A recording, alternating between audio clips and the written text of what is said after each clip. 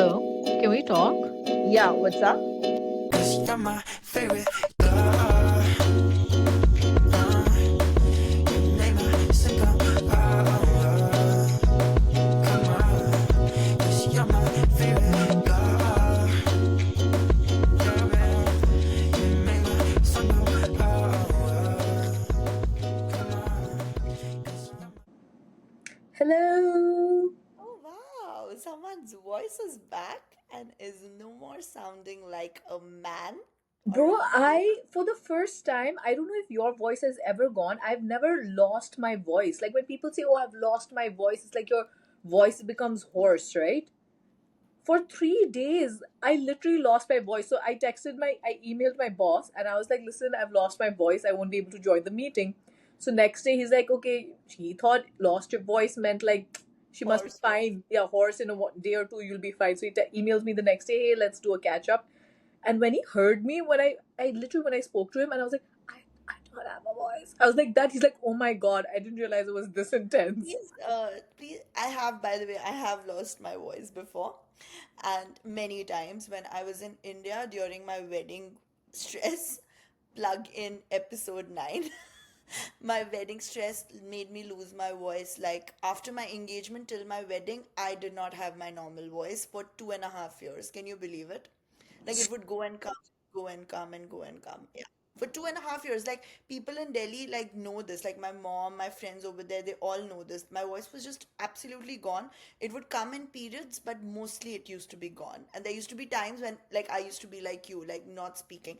And for weeks, can you believe it? I was so scared. I was like, what if I genuinely lose my voice? And what if this never comes back? What will I do? Like my entire career is dependent on this. This podcast is dependent on this. Oh What will my I God. do? Yeah, guys, this podcast wouldn't have been there had Jesselina lost her voice.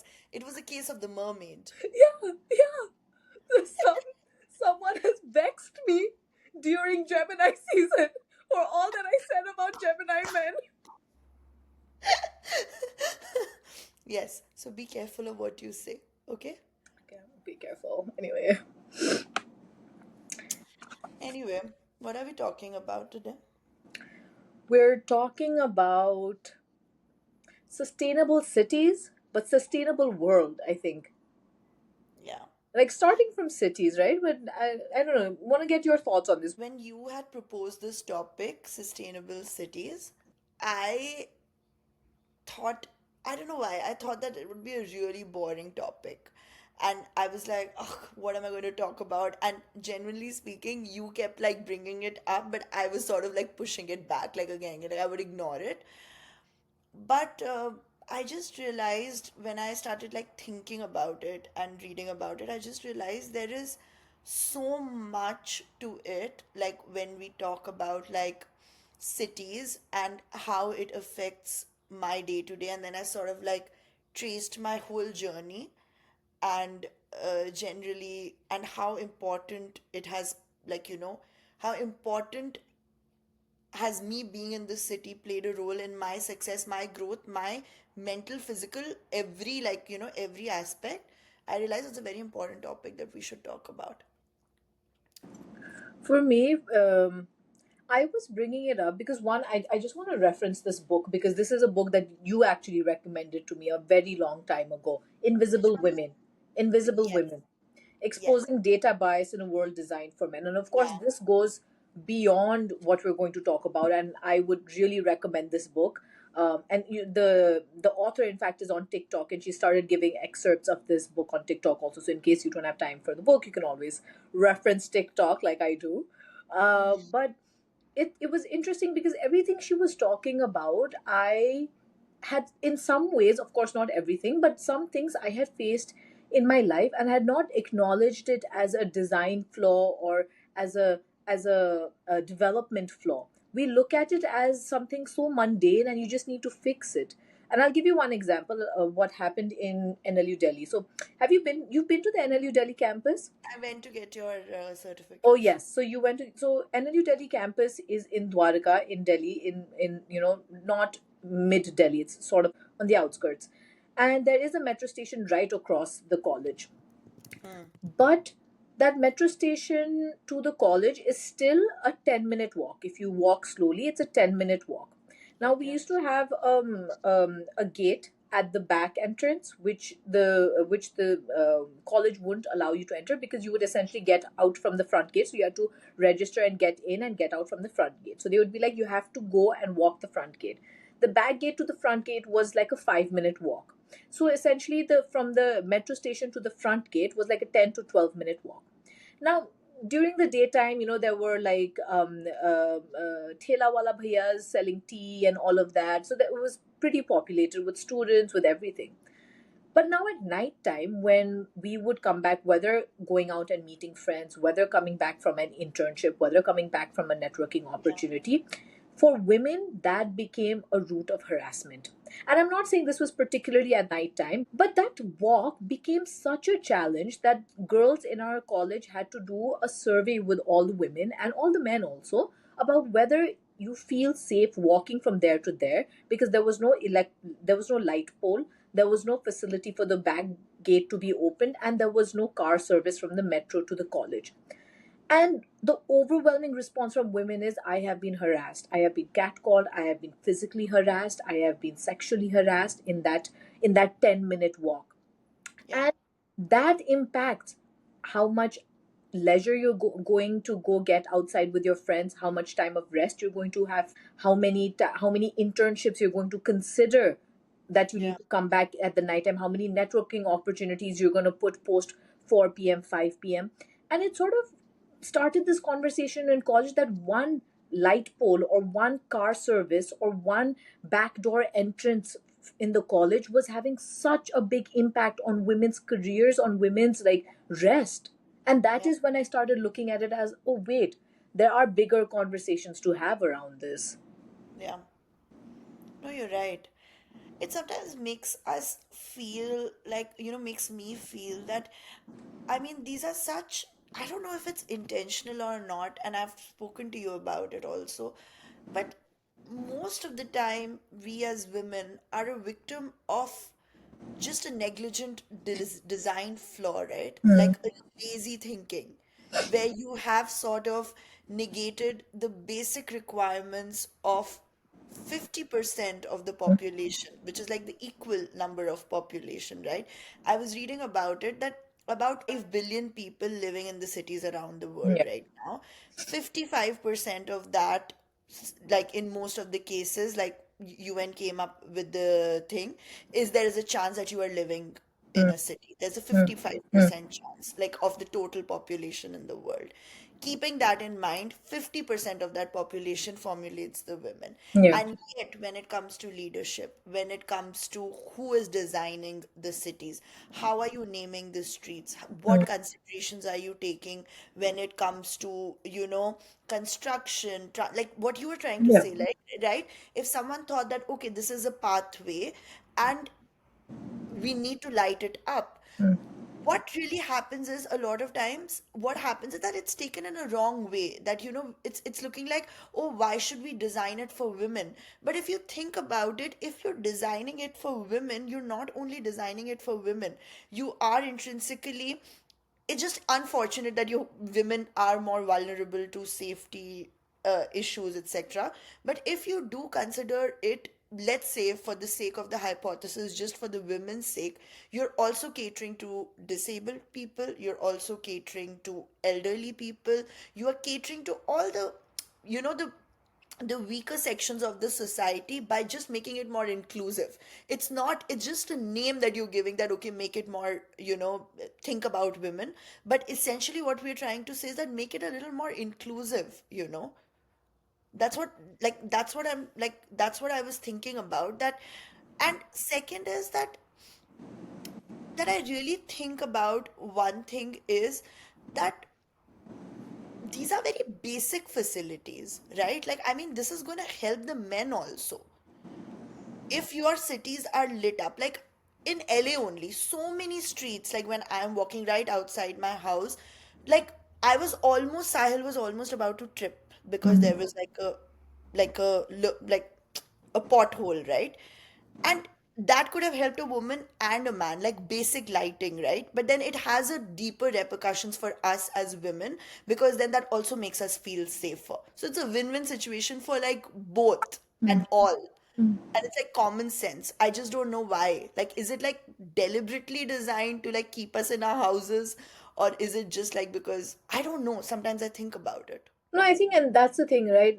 You use the term weaker, and I think it's so interesting because these structural flaws sort of marginalize you and make you weak in your approach of how you want to live life, essentially, Yeah. right? You don't want to acknowledge that these are impacts that you have because of society, how society is designed. But when I was reading some of the stats that you mentioned as well. And there are two things. One is the development and the design flaw of it. And that's why I think more urban planners are coming out. There are more conversations on gender equity within urban planning. But there are also conversations around how development policies are flawed in itself, representation, but also how do you make sure that when you're having these development policies in place, you're making sure that you are considering people of different socioeconomic conditions, different physical conditions. And I'll give you one particular example. So, moving maybe safety and sanitation, because I think a lot of it also comes to, bathroom conversations around bathrooms and restrooms. So in Nepal, when we started Pad to Go is one of my social enterprise that I co-founded in 2018, and it focuses on menstrual health. And when we started looking at placing vending machines, sanitary napkin vending machines in Nepal, it had never been done before. I had seen it in India. I had seen it in my college of how big of a help it was. So when we brought it to Nepal and we started placing it in bathrooms of different schools, we realized that the conversations that started with the bathrooms being gender friendly to women, gender friendly to girls in the school. But the conversation around disability friendly was now missing. They had made a ramp, but the ramp was so steep that a wheelchair could not be, you could not take your wheelchair on your own. It was so steep. So, and even when you're looking at gender friendly, they were missing some markers. Like you would have a menstrual pad vending machine, but you would not have a dustbin. So, where is the person supposed to throw the pad? You would have a pad machine and a dustbin, but there was no water to clean yourself. There was no running water in many public schools. So there are things that are getting missed in different angles. And like you Yeah. said, it's not just one person that's being affected. Different Yes. people are It's affected. intersectional. It's Yeah. intersectional, you know? How many times I was just thinking when you were telling me this NLUD story, I was just recounting that how many times in my daily life. I just want to say that here in LA, I live in a bubble, okay? Like everyone mostly lives in a bubble. Your public transportation is very limited. Your commuting is like, you don't walk too much. You do not take public transport, very less carpooling, etc. And plus I'm new to the city also, so in like so the mostly what I'm transporting is like in my car with people I know, going from one place to the other. So that's a different story. That's not where like I just feel LA is designed universally irrespective of the gender in a very like in a very impractical way. The only way to go about is cars or bikes or whatever. But when I talk about my time in India, I was just thinking that how many times have I given up an opportunity and to go somewhere, and most of the times those opportunities have been for leisure, or like going out to party or meeting a friend, or making an impromptu plan for dinner or whatever, that I have just passed it because it's not safe, for me to travel. And just imagine the math that goes into it, right? She had a dinner. After that, there was a pickleball plan. She stays in South Delhi, and the pickleball plan was made in Mehrauli by people who essentially live in Gurgaon. Okay, and Mehrauli and Gurgaon are two regions that are very close to each other, but Mehrauli and where she stays, which is in like in the heart of South Delhi, that's far. So she was like, "How am I supposed to go for dinner, go to that pickleball place, and the plan is that for like 10 p.m. for me, and then I will have no one because everyone will go to Gurgaon to drop me back." And cab was just an out of a question option for us living in Delhi post 10:30 p.m. because it's just we don't take cabs. Like it's just not a facility for us. Metro's not a facility for us. The only way one can feel safe is if you know how to drive yourself or if you have friends or family to drop you back. And she missed that pickleball match or whatever, that game with her friends, and she just had dinner and came back.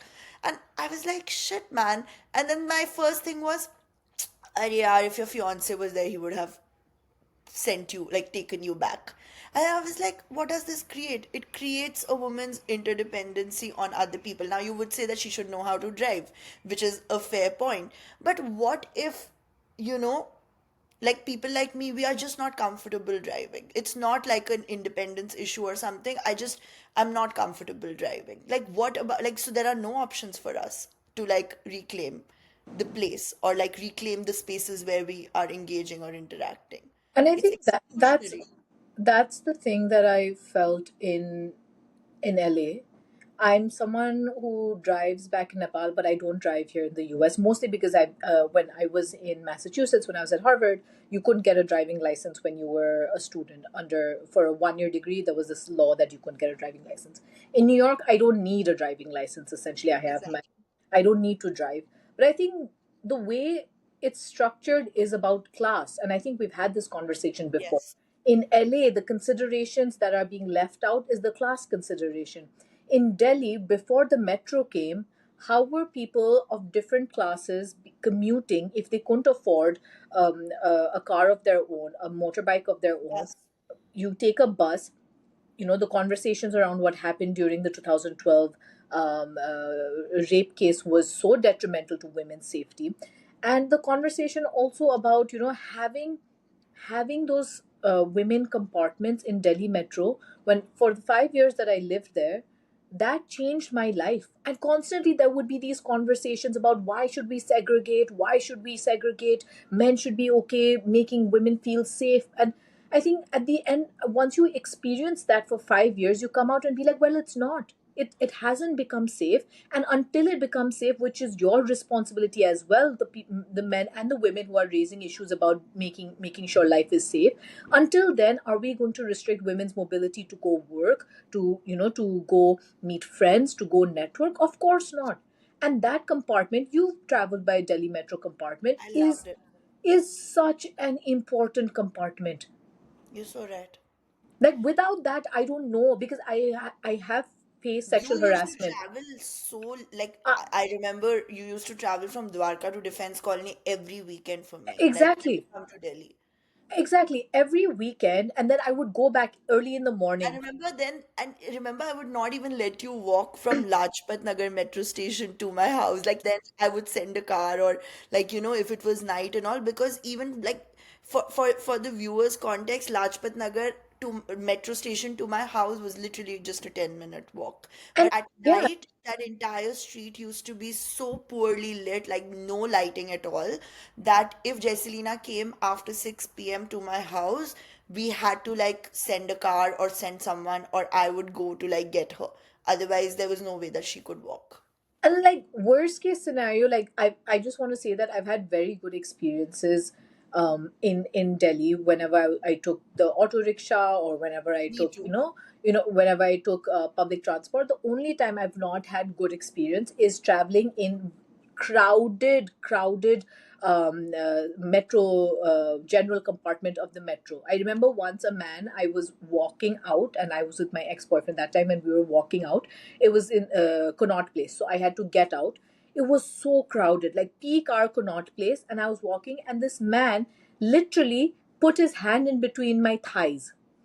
And I remember I used to have this wrist problem, so I used to wear a brace for the longest Yeah. time. Yeah. I took him and I literally choked him like this. I was like, "What? Kya kar rahe ho tum? Like, what the fuck?" And I pushed him against the I remember that. I pushed him against the subway metro door. And I was like, "Kya kar rahe ho aap?" Whatever, I was screaming at him, and he's like, "नहीं नहीं ऐसे ही, we were just walking, ऐसे हाथ लग गया." And I was like, "किसी का हाथ ऐसे नहीं लगता." Like, let's be clear.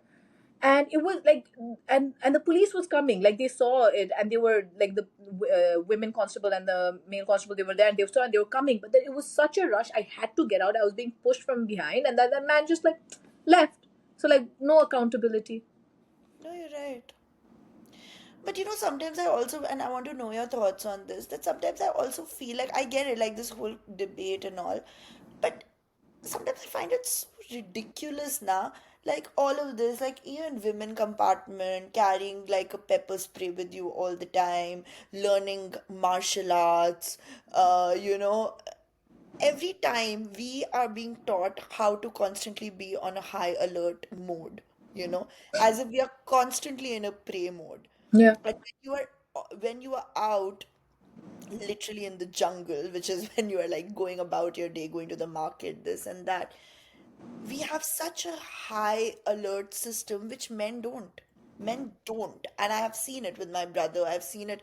They might have that high alert for us to protect us, but for themselves they do not have such a high, constantly our senses being so overworked. When we are out, we're constantly like scanning the route, we are constantly mapping, इधर से जाए नहीं, उधर से जाते हैं नहीं, ये वाला रूट ले लेंगे तो इधर जो है लोग होंगे, even if it is like longer for us. And when you talk about class, okay, let's be honest, I have all the privileges and options in the world. Today, if I'm taking an auto in Delhi or if I'm taking a metro in Delhi, I'm doing it out of choice and I'm doing it out of convenience because, like, I don't want to depend on my parents for a car. But if push comes to shove, my parents have a car, many cars to offer me to go wherever I want to, and it can be that I can lead that life comfortably without missing out on any opportunities. But when it comes to people from not so privileged backgrounds, all their basic essential things, like even like access to education, access to opportunities, let's say even if they're getting education, access to like tuition or like support to, like, let's say if someone wants to pursue IAS, if a girl, or an engineering or something, for that she needs to get out of her house and go for tuition and then coaching and all that. How does she go? Yeah, if she doesn't have, there will be like only certain time slots in which she can go. She will have to depend on her dad, maybe he picks her up and all that. So many permutations and combinations for basic essentials, okay? Now put that aside, all of that, like I was talking to you about the pickleball game, you were talking about like your NLUD strip. In all of this, meeting your friends, engaging, going outside, taking a breather, like let's say homemakers, if they want to get out, like a woman after a day's chore, if she wants to get out in a public park or whatever, all of that goes out of the window only if like the cities are not designed to support women or for the safety, because then you will only prioritize कि अच्छा ठीक है मुझे सब्जी लेने जाना है, सब्जी तो लेने जाना है, I have to go get the vegetables, I'll quickly go, come back.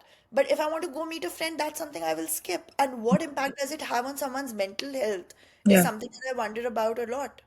And I think, I think the conversation around parks, and I think one of the things I want to be appreciative of this country is how, because they've sort of I mean, it has its flaws, but the designs of having parks in every neighborhood makes such a difference. Of not Actually, your city. city, New York City, of having parks in neighborhoods makes such Yeah. a difference. And I see that in Kathmandu.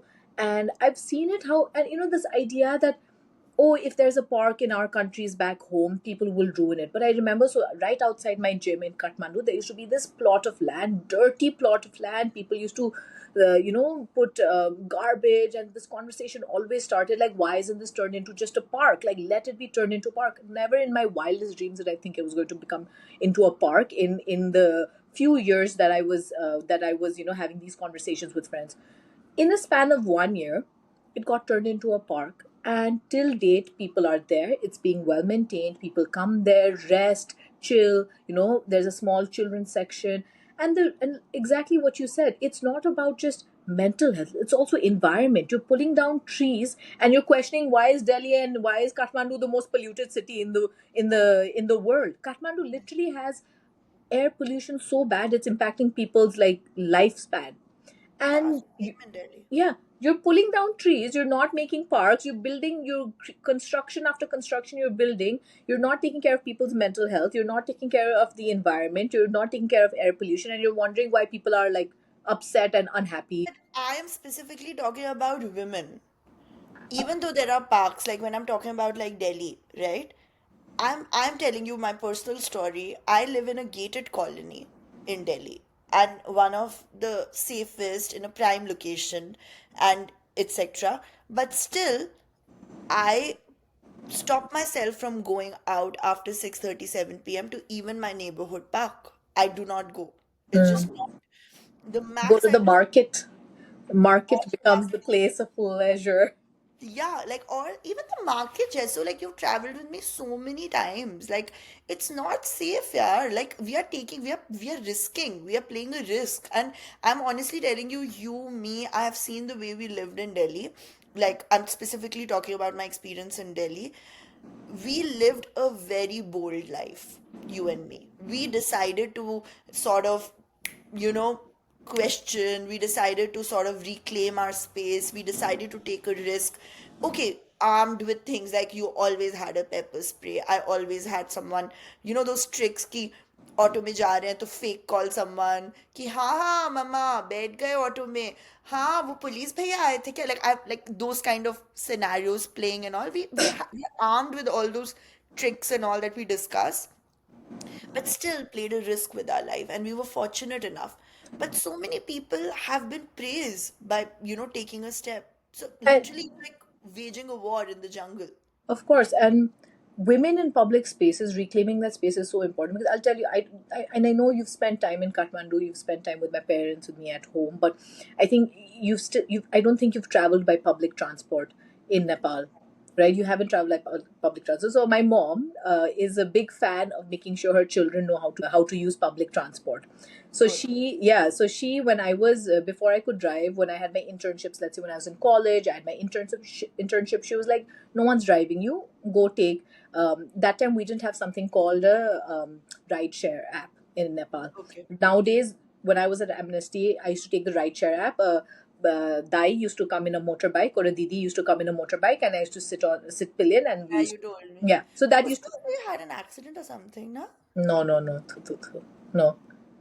Oh, Uh, okay. so that became when post 2018 that came, but before 2018, from 2013 to 2018, my mom was like, you need to learn how to use the bus system, you need to learn how to use the microbus system, and then go for your internship. Like, no one's driving you every day. Like, we're not sorry, we're not crazy here to drive you every day. Learn. So she took me, showed me, like, okay, if you have to go from Kathmandu to Lalitpur to Bhaktapur, how do you do all of this? Made me navigate, and she was like, now you do this. So I'm of the very firm view that you need to have women owning spaces, because the moment I saw more women in the system, I became more confident that I can use this. And this brings me to one conversation about how, like in India, I know that if you go outside, and this is my personal observation, let's say in Delhi, you don't see as many women outside as you see men, Yeah, because of it's like considerations limited. of safety. Nepal is not that Okay. what do I say? What's the The word? distribution. The distribution is not that different. There are more men outside in public, but there are women also. It's never a situation where you don't see women in the public places. You see women running stores in Kathmandu. Okay. Similarly, my friends in Pakistan, I know there was this whole movement about girls in dhaba, because they're like dhaba where people go, and people go to have chai and chill. You go there are no women. So they started this effort called Girls at Dhaba. I don't know if you've heard about it. So Girls at Dhaba was this entire thing about, let's question why there aren't women at dhabas. Let's women go as a group and reclaim the space, that these are our spaces to rest, live life with That's friends true. also. So I think when you talk about the impact of not having public spaces for women, you're right. It does disproportionately impact women more, because you are then inadvertently caged inside your home. Yeah. Because you are, you have men, you're always seeing like on the streets in India especially, sitting outside in the evening with like their chai and maybe cigarettes and all, playing gambling or just talking to each other and all. Very few like, parks is one place where you see women, but very few women you will see after 6 p.m. Very few. Like largely there is no, and the thing is that even the access to, like, it is but natural now, the way men have like sort of dominated spaces. And that's what I'm thinking about, that even though you change structures, you include, you know uh, a specific space for women, for a woman, or you have, like, those metro lines may, cabinets for women and all that. A design flaw has to be complemented with a change in the way we think as a society also. And I'll tell you something on design flaws.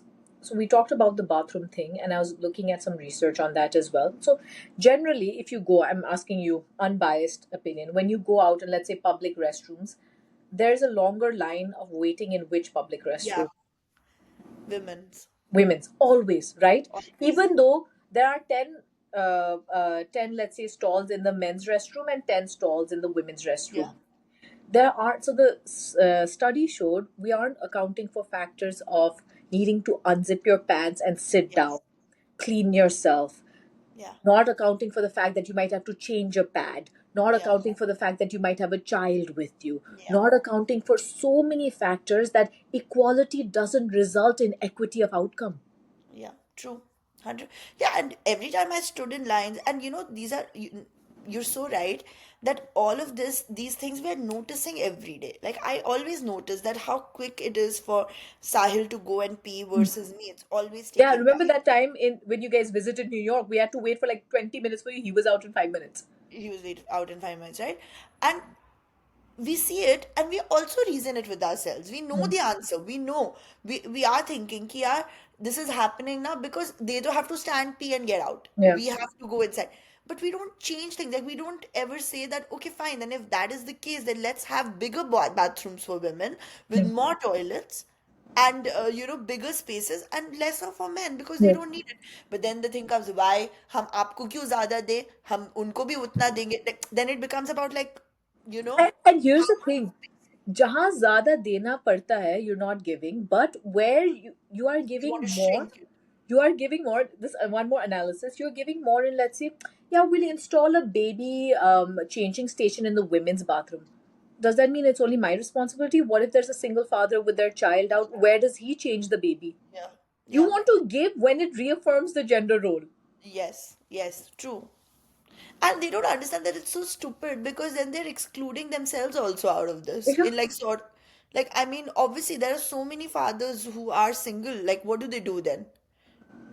And then I saw they, in Mumbai airport, I saw that they have now family restrooms. So bigger. yes. I think that was a very innovative and nice concept. In Benares, I saw a transgender bathroom. Right, like when we're going to the ghats, and I asked my mom that what was this all about, and they said that they have started acknowledging like a third gender, Mm. and safe spaces for them to pee and use, and, like, Mm. giving them spaces for sanitation, which also was something that I found very interesting, and that too in Banaras, like Yeah, Varanasi, right? Like, I mean, yeah. small city. And I know the conversation around gender bathrooms is a little more nuanced, especially in the US. It's, there are like, if you want to use the gender bathroom of, let's say, trans women wanting to use women bathrooms, I know there are a lot of pushbacks and all. And, the conversations are coming up, like just maybe briefly, like in Nepal, since we're talking about trans issues. So in Nepal one was one of the first countries to have an others category in the passport, and it Okay. was a lot of lobbying and effort by older generation trans activists, gay rights activists. But now the younger generation has also come and said that, okay, that's great, you have this third gender, but what if someone doesn't identify as a third gender, as non-binary, and someone identifies as woman? Shouldn't we be allowed to identify with whatever we want rather than one category? Right? So like you said, these are wins, and you need to recognize wins. And a lot of Yes, times in 100%. the left conversations, you're looking further, that sometimes we forget the progress that has taken so long. But I shared another thing with you a couple of months back. It was the design flaw in how cars were tested for their Yes. accidents. Yes. Yeah. insane that you're not taking into consideration women's bodies in these accident tests, and as a result more women are dying. And even when apparently a European law then got passed saying that you have to have women bodies tested, even then they were just putting the women's figure, whatever, the prototype in the passenger seat and testing it. Yeah. No, but very small things, yeah. Like even like the temperature in like buildings, Mm, like they are temperature suited things. more for men Yeah. and less for women. Like so many challenges that we are just subconsciously like sort of trying to like surmount and trying to like navigate and learning how to adapt when there is absolutely no need for us to do that Yeah. if you just think a little more equitably and inclusively. Yeah. And And that also adds as a burden of labor in your mind. yeah, obviously because it's acting as a stressor, na? Like if I'm at work and I'm feeling colder than usually and everyone else is comfortable, obviously that will hamper my focus. And it will want me to go out, but I can't go out also after a certain time. So I'm sitting in the cold temperature because even inside it's not suitable, outside it's not suitable. So where do we go? You know, it's literally very frustrating. And another thing, I don't think I've discussed this with you. Mothers who breastfeed in public. Have Yeah, you seen it in India? Have you seen it in the US? not really. In Nepal, in public transport, it's very openly done and no one bats an eye. Really? I'm also like positively and very like warmly shocked by this phenomena. Wow. Yeah, Nepal in so many ways is very open minded, and I would genuinely, and I know I keep bringing it up, I genuinely, and you know, I know you've said that you know you guys had your own challenges, and of course I acknowledge that, and they were really serious, but you guys did not have direct colonialism, Of course, no, of course. And I think, and a that lot has of, retained a lot of like you know the eastern roots yeah, that you know we as a culture like yeah. South Asia has, and we were always open to breastfeeding and all as a No, culture, of yeah. course, like even homophobia, when the British laws based on Christianity came and criminalized Yeah. homosexuality in India, the law started the conversation around homophobia, around, let's say, trans people, because culturally, if you see, whether in Islam, whether in Hinduism, in South Asia, trans women have always been a big part of They our are culture. considered suspicious. Yeah. After we get married and all, they come to like bless you. Exactly, right? So I think there's a lot, and you're right. It's probably about like colonialism and how that got infiltrated. It could also be about how Nepal has, because of the aid structures, we've needed to have international organizations as part of society. That is also sort of That is education. that is another factor, of course, pros and cons, but You're that sort so of, right. that is there. But countries around the region, India is not open to international organizations coming and putting bases, but we've had to be dependent on aid, we've had to be dependent on a lot of these factors. So it's very interesting, and I really liked one of my Pakistani friends. She said that she's like, I haven't been to India, but I've traveled the rest of South Asia, and when I went to Nepal, it was the first time that my identity as a woman and a South Asian didn't feel out of touch with each other. And that was really nice to hear. And I know, like, Nepal has its challenges, but just these small things about like men not batting an eye when someone is breastfeeding, I was like, good for you, great. And not saying that it's not unsafe. There are challenges of safety when you travel by public transport. I have faced it, but I think that's such a positive thing that But is do you happening. think, but do you think they're much lesser and diluted when you compare it to North India generally, overall? Diluted what? Like the safety issues are a little less in their intensity when you're out in the public spaces in Nepal versus like North India, like specifically your time in Delhi. I think yes, but I think also in Delhi, my race was a big component of how safe and unsafe I felt. I get it, but that is But another that general, yeah, that's one factor. But generally, I think I feel more safe in Kathmandu than in Delhi. yeah. Like, like, let's say from a horse cars, I'm giving two comparisons: a horse cars and a Tamil. Young women partying. If you told me to take a cab alone from Hoskas at 4 a.m., if I called you and told you I'm taking a cab alone at 4 a.m. from Hoskas, what would you say? Nothing. Like I would freeze. I would absolutely prohibit you from doing it. Yeah. In Kathmandu, I've done it. I've called my parents. I'm Yeah, like, but that's a very Delhi problem, yeah. Jesselina. In Bombay, Hmm. we and in Bangalore also, girls, whatever I've heard, South is so extremely safe, and I attribute it even to their literacy rate, etc. Yeah. But even in Bombay, like it's very safe. I have taken 4 a.m., 5 a.m. cabs, like with my friends drunk out of their minds, Yeah. and the cab driver has driven us safely.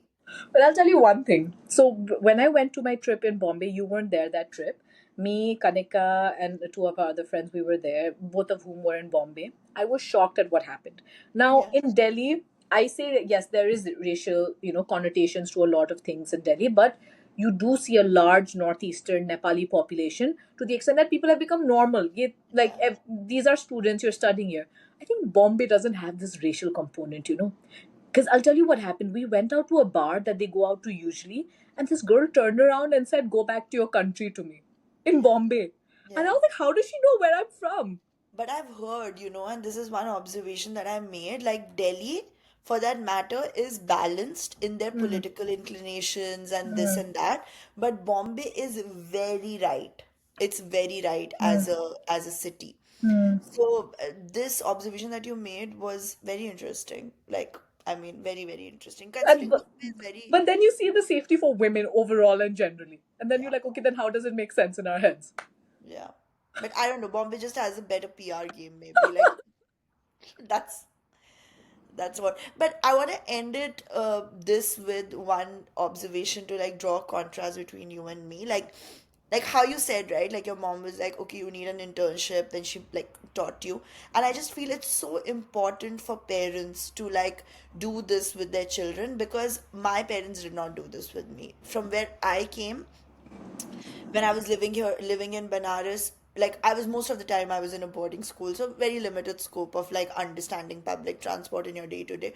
But even in Benares, I was always so protected, whisked from Hmm. one place to the other in like, cars, etc. That when I came to Delhi, I was so lost. I Hmm. did not know what a metro is. I did not know how to take an auto.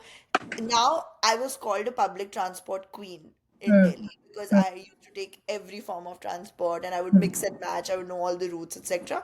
But when I came to Delhi in 2013, I was so lost, Jesselina. Hmm.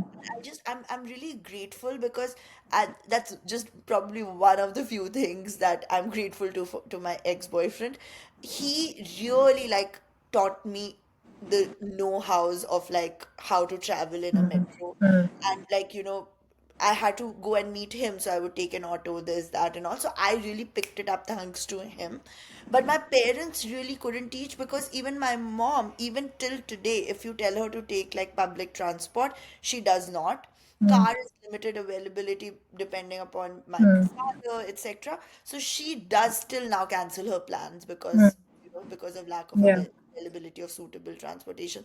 And had she taught me from the beginning, and had her mother taught her from the beginning. So there's a lot of this also, and I've seen that in my families, like business families.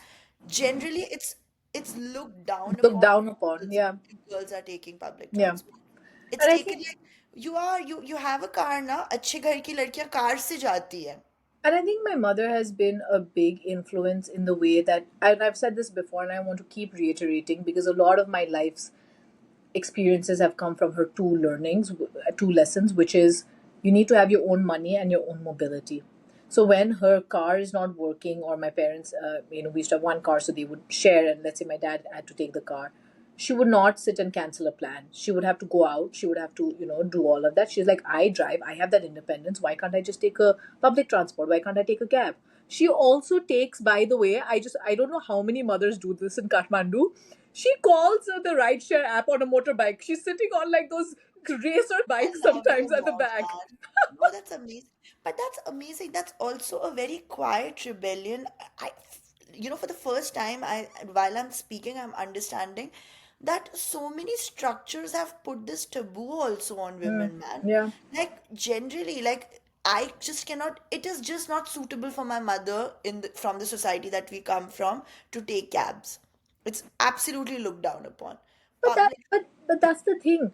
Even in my society, and we don't realize that. if my grandparents come to know all of this, they'll be like, "What the hell is going on?" Right? Yeah. But I think you just need to be like, "Okay, am I going to wait the rest of my life for my fiance or my husband to drive me, or am I going to go get learn how to use the public transport and get my shit done?" But just seen in such insidious ways, like, Yeah, it's sort of like just ingrained.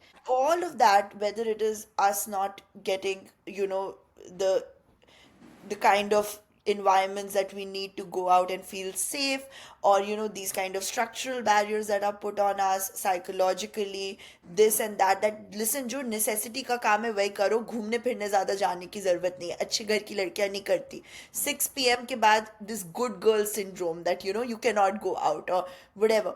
All of that is so design flaw mixed with our upbringing, mixed with what, like, the thinking is, the structures, class structures, etc. They all come together and become such a forceful energy to yeah. basically restrict women from reclaiming And spaces. I'm just trying to think how come my mother has moved away from it. It's because of her line of work. She's always had to travel across Nepal, across the world. I remember once she had to go to Afghanistan for a mission. And my dad and my mother's father were like, "What is going on?" She was like, "Just get lost. I'm going, I'm getting the work done, I'm gonna come back." She also came back with an Afghan rug, carrying it. It's in my house. Your mom is fab. I'm very fascinated by her. Like, I really admire her.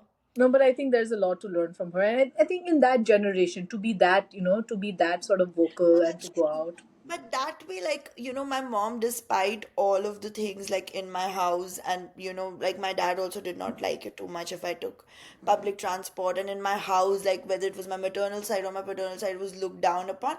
Despite that, my mom, even if, though she couldn't do it herself, because of her upbringing, and now she takes Uber and all that, but still it's an act of rebellion for her. She always gave me the freedom to like Hmm. sort of learn my way and all Yeah, we that. used to take autos. Remember in Dehradun, your mom used to be waiting for us. We used to be like, "Auntie, we're going. Auto." Yeah, yeah, There was no auto. one to drive us there. No, there was no one. No, there was. Rajabhai used to come once in a while.